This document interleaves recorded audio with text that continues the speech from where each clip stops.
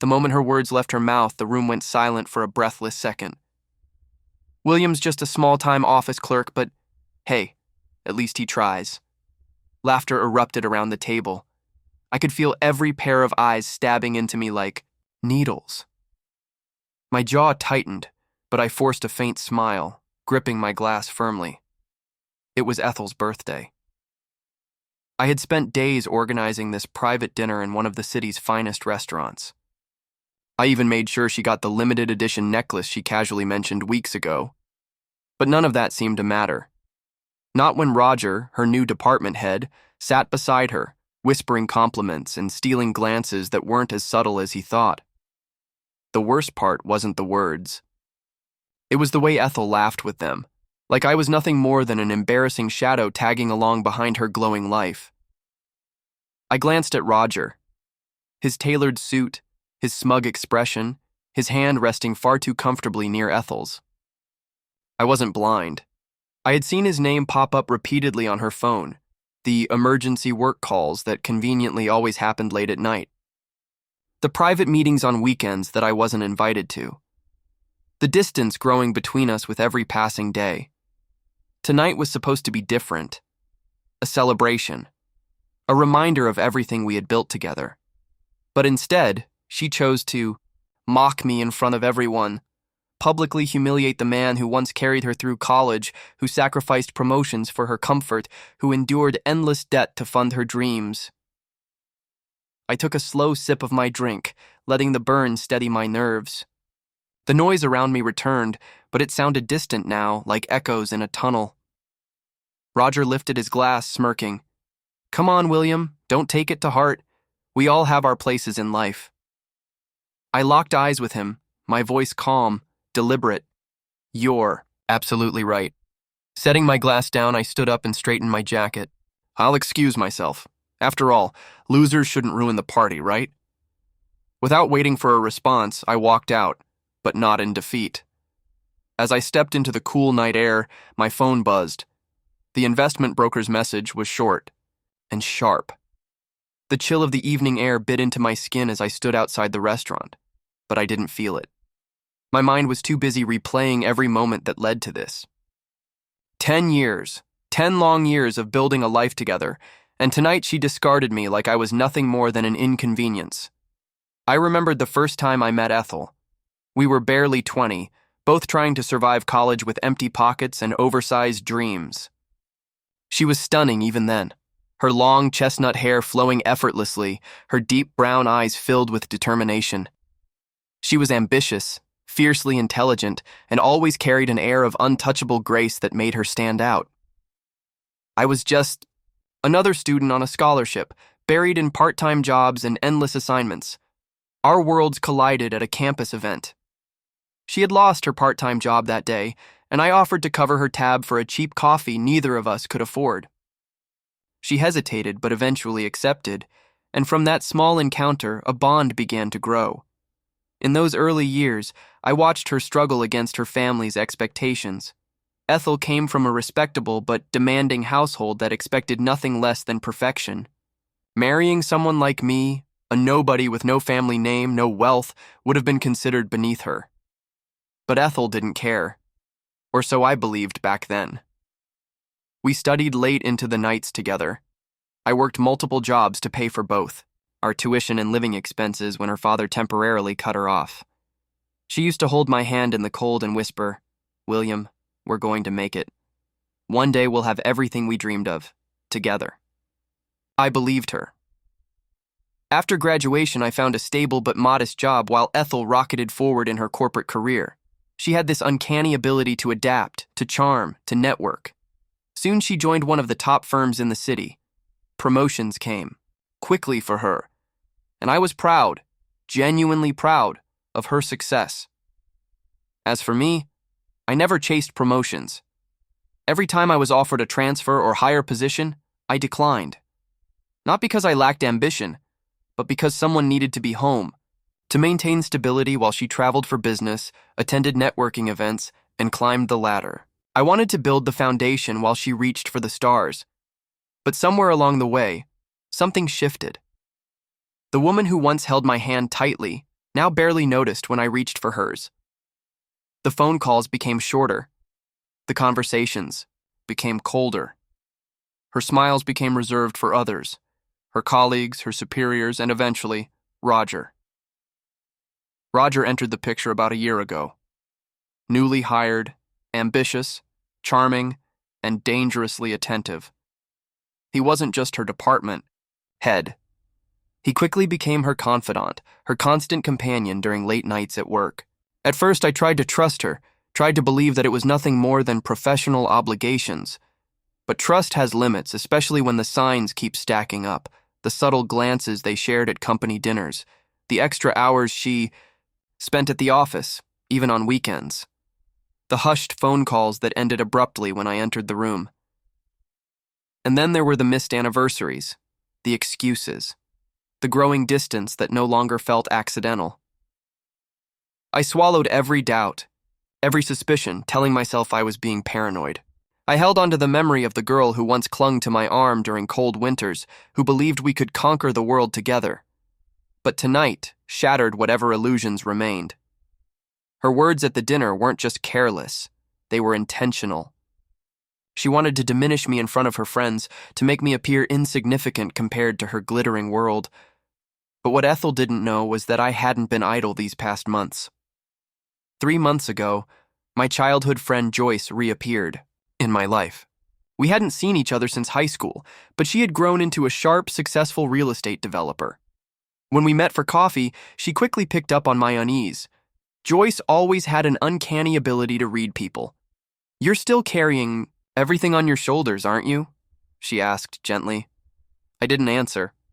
I didn't need to. Over several meetings, she started opening doors I never thought possible. Investment opportunities, connections, insider knowledge. Joyce wasn't just catching up for old time's sake. She was pushing me to finally step into the game I had been avoiding for years. And when she heard that Ethel's favorite restaurant was quietly looking for a new owner due to financial troubles, she acted fast. "This place has sentimental value for her, doesn't it?" Joyce asked with a smirk. "It might make an interesting investment for you." At first I hesitated. Buying this restaurant wasn't just a business move, it was a statement. But as the pieces fell into place, the deal practically closed itself. With Joyce guiding the negotiations, I secured ownership without Ethel or her circle ever catching wind of it.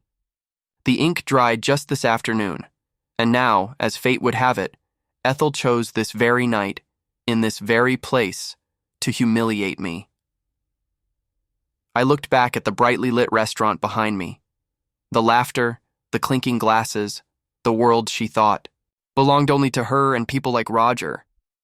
She had no idea that the ground beneath her feet had already shifted. My phone buzzed again, a message from Joyce. "Everything's finalized. Welcome to ownership, boss." I allowed myself a small, humorless smile. It wasn't revenge, not yet. But the game had finally begun. The following morning, I sat by the large corner window in my new office, technically the manager's office of the restaurant.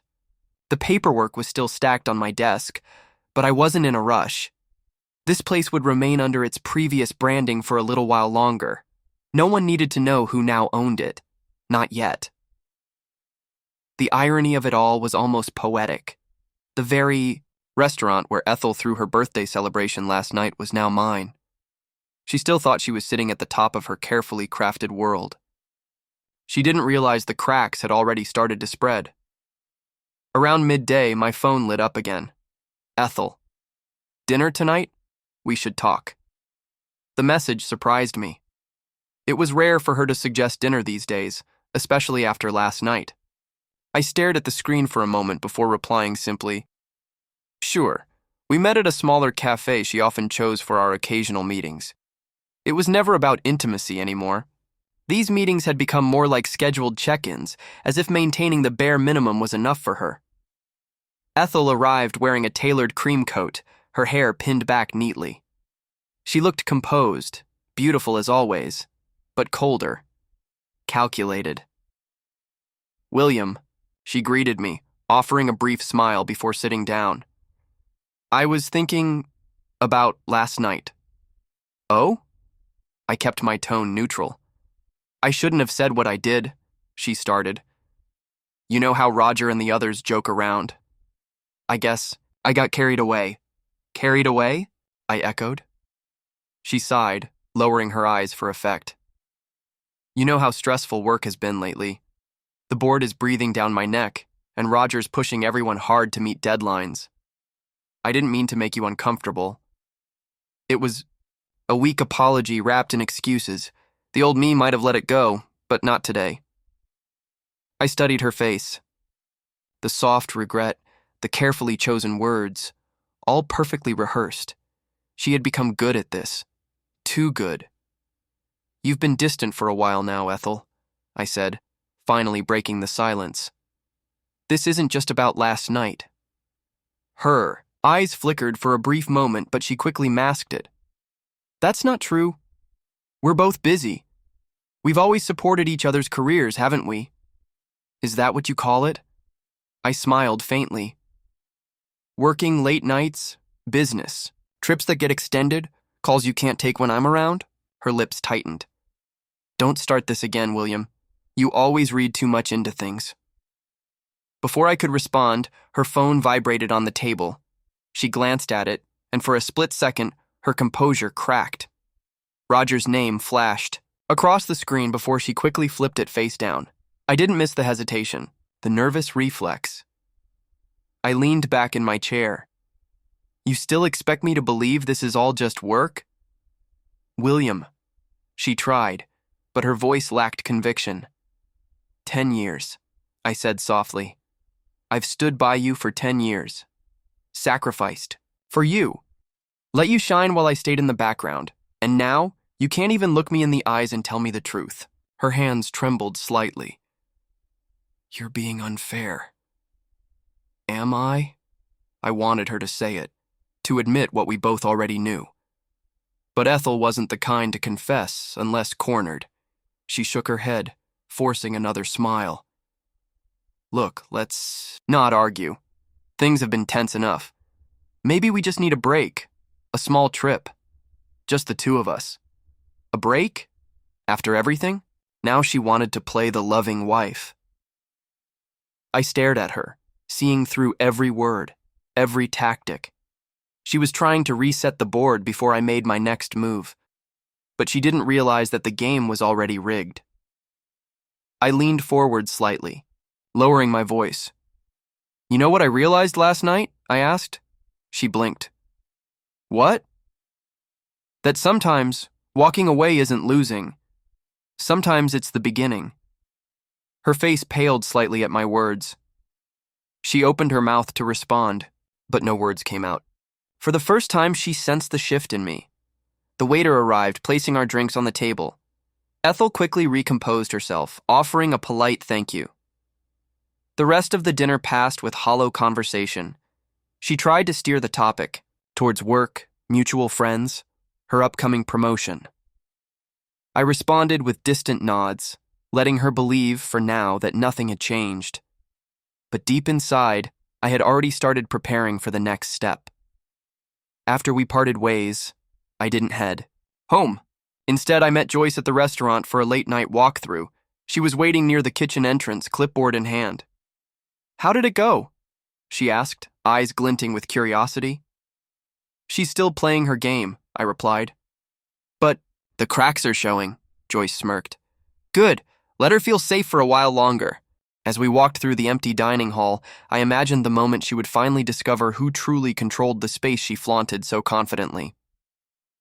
The staff transition starts next month, Joyce continued. Once the old management clears out, everything will be under your name. Perfect, I said, because when Ethel finally learns the truth, I want her to feel it, not like a sudden storm, but like a slow, unrelenting collapse.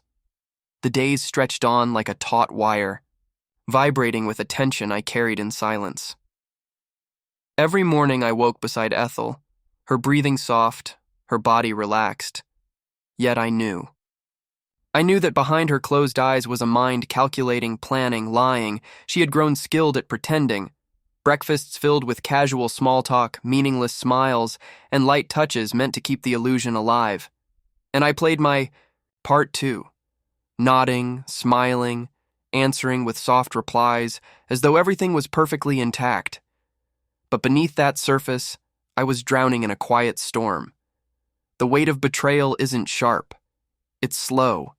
It bleeds into you until you barely recognize yourself. At work, my colleagues saw the same William they always knew. Calm, competent, steady. No one suspected what I carried home each night. The paperwork on my desk offered a brief distraction, but every time I reached for my phone, I felt the urge to check. To search for something, anything, that would finally confirm what I already knew. And the cruel part? There was nothing solid, no photos, no receipts, no messages caught in carelessness. Ethel was too careful for that. Or maybe she trusted that I was too loyal to dig too deep. Joyce noticed it. She always noticed. "You're unraveling inside," she said softly one night as we stood on the restaurant's rooftop, overlooking the city skyline. I didn't answer her. Instead, I stared at the shimmering lights below, imagining Ethel somewhere down there, perhaps having another late dinner with Roger, laughing, whispering, trading soft touches beneath the table like the ones she used to share with me. "She still hasn't slipped," I finally said. My voice sounded distant even to my own ears. "She will," Joyce replied calmly. "You're giving her enough rope. Sooner or later, she'll hang herself." The truth was, part of me wanted her to. Part of me needed her to. Every time she smiled at me across the dinner table, pretending nothing had changed, it cut deeper than any knife. Every "I love you" whispered before bed was a weight pressing down on my chest. She had taken my loyalty, my sacrifices, my love, and mocked them in silence while reaching for another man. There were nights I couldn't sleep. I would stare at the ceiling, hearing the echoes of our past conversations, the promises we once made to each other. The memories were like poison now, sweet at first, but slowly corroding everything they touched. I remembered the nights I stayed up late during our college years, typing her assignments so she could rest. I remembered skipping meals so she could afford a better dress for her internship interview. I remembered the way she clung to me, crying when her father disapproved of me, and how I promised her we'd build our life regardless. I had done it all, for her. But none of it was enough. The longer this dragged on, the more I realized she no longer feared losing me. She believed I would always be there, that I would tolerate everything, that my love was endless. That's what made it unbearable. Ethel had mistaken my patience for weakness. She had mistaken my love for blindness, but I wasn't blind. I was simply waiting. One evening, after one of her so-called urgent meetings, she came home later than usual. I sat in the living room, pretending to watch TV as she walked in, hanging up her coat and placing her purse by the door. "You're still up?" she asked, sounding genuinely surprised. I smiled gently. "Couldn't sleep." She walked over and kissed my forehead. "It's been a long day. Roger's pushing everyone hard before the quarterly report." I nodded, watching her carefully. Her hair smelled faintly of his cologne. She tried to hide it with her usual perfume, but I recognized the mix. "I made some tea," I said, gesturing to the cups on the table. "Thought you might need it." Her eyes softened, and she sat beside me, taking the cup in her hands. "You've always been so thoughtful, William," she whispered. I don't say it enough. She was good, too good. But in her eyes there was still a flicker of guilt, a hesitation she couldn't quite suppress. I saw it. I clung to it. Because that was where her mask was weakest. As we sipped our tea in, silence. I felt the weight of years pressing down on me. The love we once shared had rotted into a facade. I wasn't sure which part of me hurt more, the man who mourned what we lost or the man who burned with the knowledge of what she had done. Joyce's words echoed in my mind. "You're giving her enough rope." And I was, because soon she would hang herself. The shift came quicker than I anticipated. It was a Thursday evening when my phone buzzed with an unexpected message. An unknown number. Only one sentence. "You deserve to know what your wife is doing." Attached was a single photograph. I stared at the image for a long moment, my heart slowing to an unnatural crawl. It was Ethel. The way her hand rested on Roger's shoulder was far too intimate. The two of them seated closely at a rooftop bar I recognized immediately. It was the members-only lounge downtown, one I had tried to reserve for our anniversary 2 years ago but was fully booked. But what caught my attention more than their closeness was the necklace she wore. The very necklace I had gifted her for her birthday, the one I had special ordered weeks in advance. I clenched my jaw, forcing the growing fury inside me to settle. The message didn't have a name attached, but I didn't need one. Someone had been watching, and now, someone wanted me to see what I had been too patient to confront. That evening, Ethel returned home as if nothing happened, her smile effortless, her voice sweet. "William, I grabbed your favorite dessert on the way home." I studied her carefully.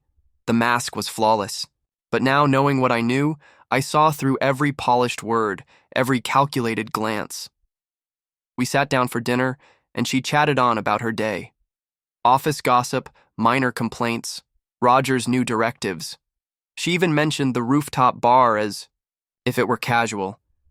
"Roger took the team there today after a long meeting. That place is so overrated, honestly.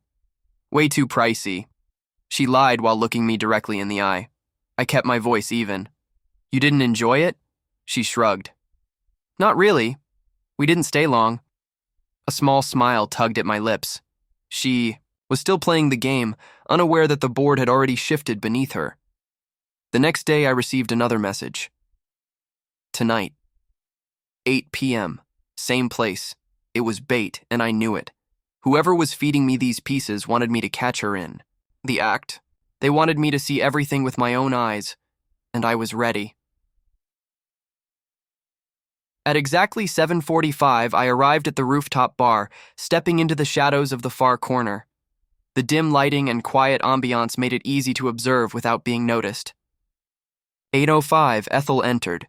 She wore the same cream coat she often wore to our dinners. Her hair was styled perfectly, her makeup soft but elegant.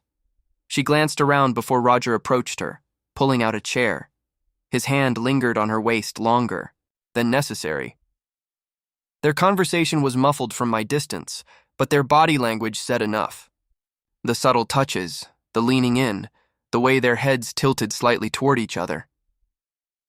I watched as Roger leaned closer, brushing a strand of hair from her face, his fingers tracing her cheek. Ethel didn't pull away. She smiled, and then he kissed her. Not a hesitant kiss. Not an accidental touch. It was deliberate. Familiar. The final thread of doubt snapped inside me. I stepped back into the shadows, letting them remain unaware of my presence. There was no point in confronting them here. No public scene, not yet. Instead, I quietly left, my mind already racing ahead. The next morning, I met Joyce for coffee. "It's time," I said, sliding my phone across the table, showing her the photos. She studied them without surprise, nodding. She finally crossed the line. Fully. Joyce sipped her coffee, her eyes sharp. "Do you want to expose them now?" I shook my head. "Not yet. Let them dig deeper. The longer this goes on, the heavier the collapse will be." Joyce smiled approvingly. "Smart. Let her feel secure a little longer. The deeper she falls, the harder she'll break." I looked out the cafe window, watching the people pass by, unaware of the quiet storm I was preparing. The game was no longer about doubt. Now it was about timing. The storm hit on Ethel's company. Anniversary Gala, a grand evening filled with executives, shareholders, and top-level partners. The very people who had admired her rise to power, who whispered behind her back about her ambition, and who unknowingly watched her play a dangerous game. I arrived early, standing in the back of the grand ballroom, blending into the crowd. My name wasn't on the guest list, but money has a way of opening doors when necessary, and tonight I needed to be here, unseen, as everything unfolded. Ethel appeared on stage around 8 o'clock, stunning as always in her emerald dress, her hair cascading perfectly over her shoulders. She addressed the audience with grace and poise, thanking the company, her team, and her family. To the untrained eye, she was flawless. To me, she was a walking lie. Roger stood proudly near the stage, exchanging glances with her throughout the speech. The way his eyes softened, the smug confidence in his posture, it was all there. They had grown bolder, more reckless, believing they were untouchable. Ethel no longer bothered to hide it, not in these circles where rumors blended with power, plays and alliances. The gala continued, and as the music started, couples filled the dance floor. Roger approached her, offering his hand without hesitation. She smiled, accepting it effortlessly. The two of them swayed gracefully in the middle of the floor, surrounded by hundreds of guests, yet entirely absorbed in each other's world. Watched from the shadows, not angry, not hurt, just cold, detached. My heart no longer twisted as it once did. The pain had rotted into something far sharper. Joyce approached quietly from behind me, her voice low. "Everything's ready." I nodded. Across the ballroom, a large screen flickered to life, a scheduled corporate presentation about company milestones. But the content had been changed. The slideshow started innocently enough: graphs, achievements, company growth statistics. The audience watched politely, sipping champagne and chatting quietly, and then it began. A new slide appeared, a high-resolution photograph of Ethel and Roger on the rooftop bar. His hand on her waist, their lips touching. The room fell into a suffocating silence. The following slides displayed time-stamped photos, multiple meetings, late-night rendezvous, stolen moments that left no room for misinterpretation. Every image, carefully dated, each one painting a story they could no longer deny. Gasps filled the room. Heads turned. Whispers erupted. Ethel froze in Roger's arms, her face draining of all color. Roger stiffened, his jaw locking as he tried to process what was happening. The final slide appeared, a video clip. Roger and Ethel in Roger's private office. The angle was discreet, but clear. Their conversation played loudly across the ballroom. "Roger, we have to be careful. We've been careful for a year, Ethel. He's too blind to ever suspect. I can't leave William yet, not until my promotion is finalized. Once I secure my seat, we'll figure out the rest." The audio stopped.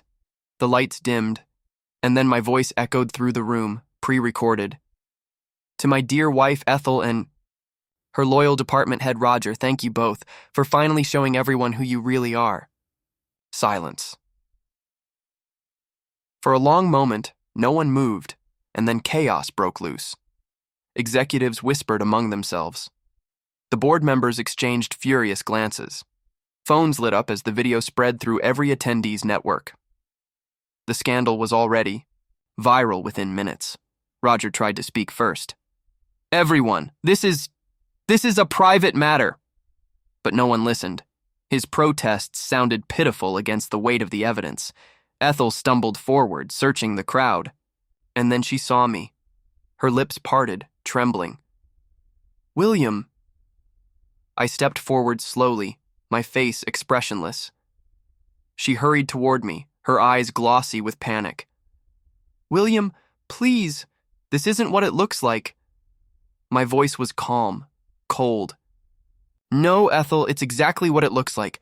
Tears welled in her eyes. I made a mistake. We made mistakes, but you can't. Please don't do this." I stared at her, my expression unchanging. "You chose this path. Now face it." Roger stepped forward, desperate to control the narrative. "William, we can discuss this privately." I cut him off sharply. "There's nothing to discuss. Not anymore." Security entered quietly, approaching Roger as company officials gestured for him to leave. His protests were useless now. The board wasn't going to protect him. He was a liability. Dead weight. Executives turned to Ethel next, speaking in hushed but stern voices. The word suspension echoed through the hall. She tried to argue, but her voice cracked under the pressure. I watched as her world began to collapse.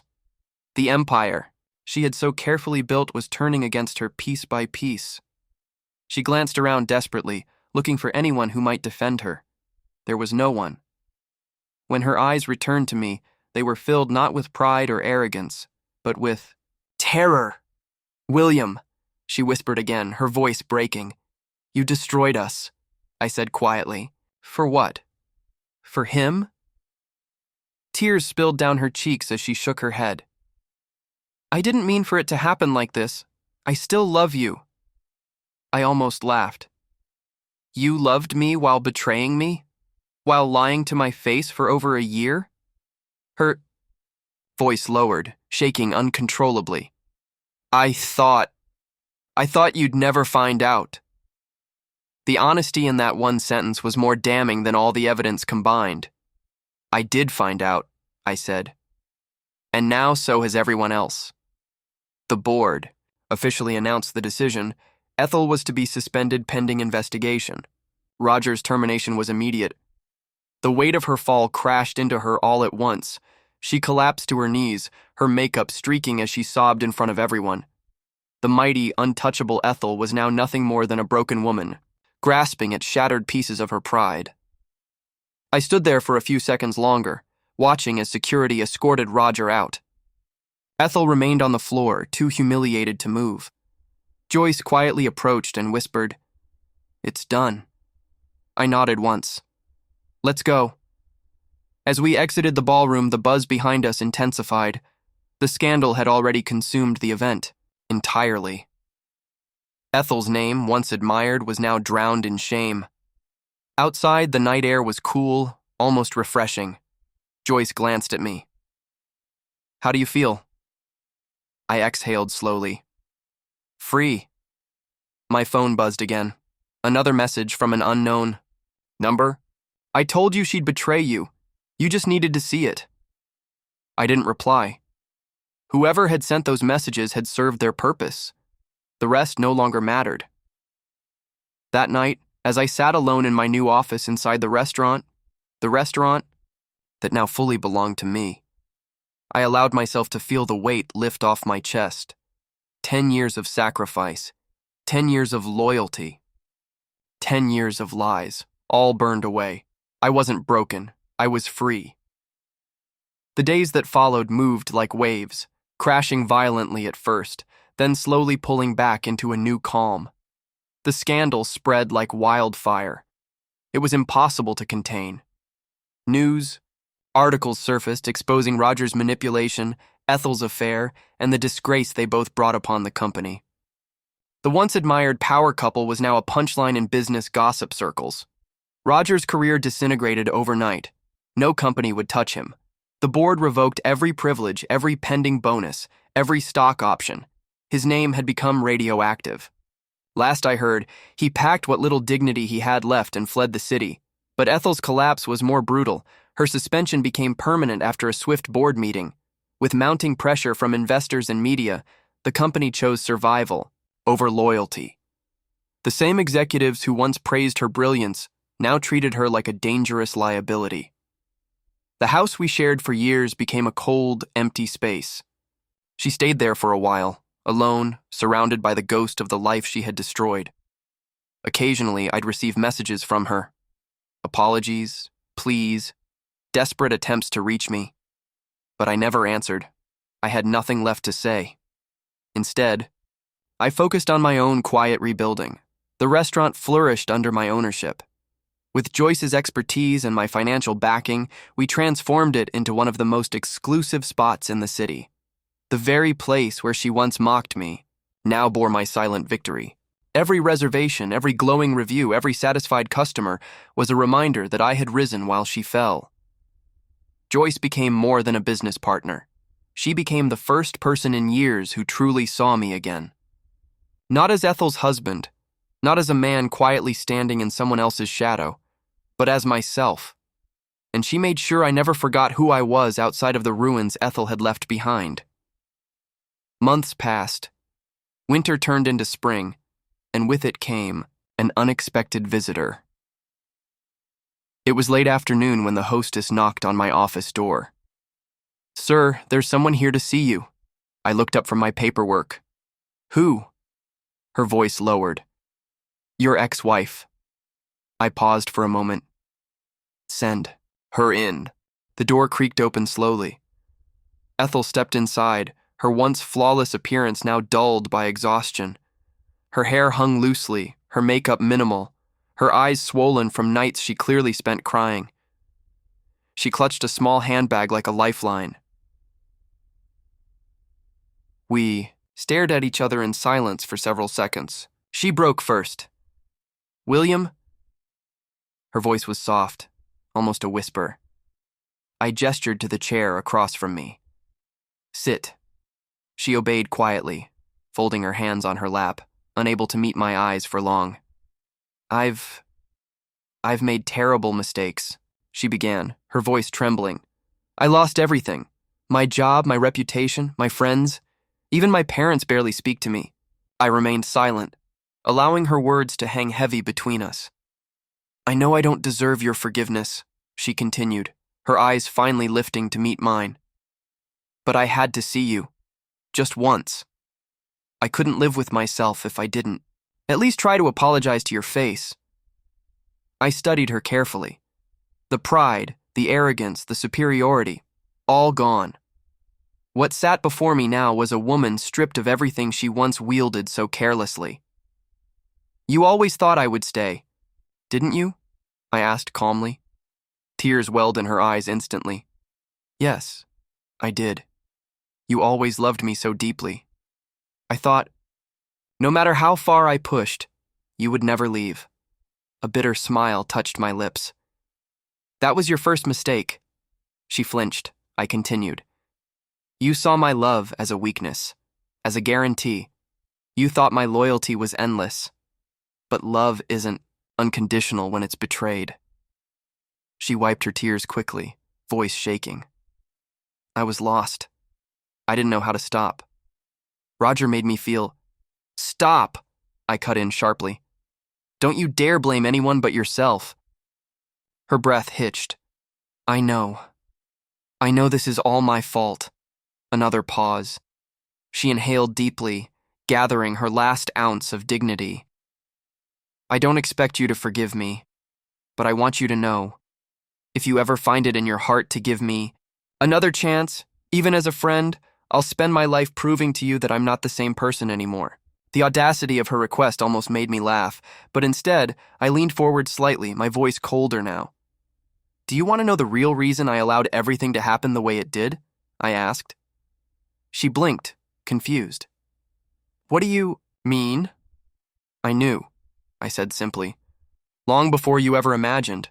I knew about the affair, the meetings, the lies." Her lips parted, horror dawning across her face.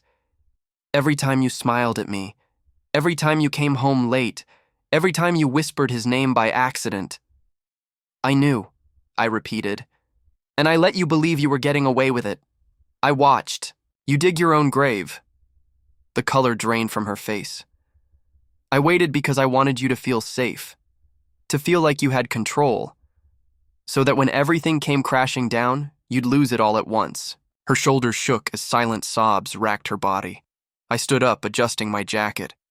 "You didn't destroy me, Ethel. You freed me." Her head dropped, defeated. "I won't forgive you," I said softly. "And I don't hate you either. I simply don't care anymore." She looked up with tear-filled eyes, searching for any softness, but there was none left. Standing by the door, I gave her my final words. "Goodbye, Ethel." Her mouth quivered. She whispered the last words she would ever speak to me. "I still love you." I didn't respond. I walked out, leaving her alone, in my office, drowning in her own ruins.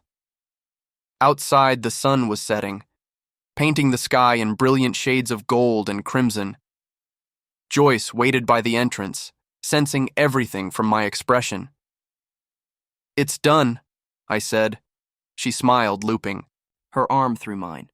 Finally. As we walked down the busy street, laughter and chatter filled the air around us, a city alive with endless possibilities. My life, once suffocating beneath the weight of betrayal, now felt light. Liberated. The past was dead. The future was mine.